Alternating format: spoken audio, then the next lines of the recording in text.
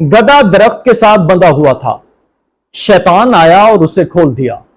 گدھا کھیتوں کی طرف بھاگا اور کھڑی فصل کو تباہ کرنے لگا۔ جب کسان کی بیوی نے یہ دیکھا تو اس نے غصے میں گدھے کو مار ڈالا۔ گدھے کی لاش دیکھ کر گدھے کا مالک بہت غصے میں آ گیا اور کسان کی بیوی کو گولی مار دی۔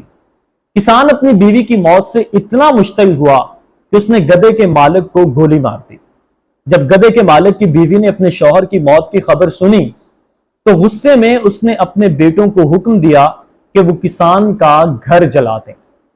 بیٹے شام کو گئے اور ماں کے حکم کو پورا کرتے ہوئے کسان کے گھر کو آگ لگا دی، یہ سوچ کر کہ کسان بھی گھر میں جل کر مر جائے گا، لیکن ایسا نہیں ہوا۔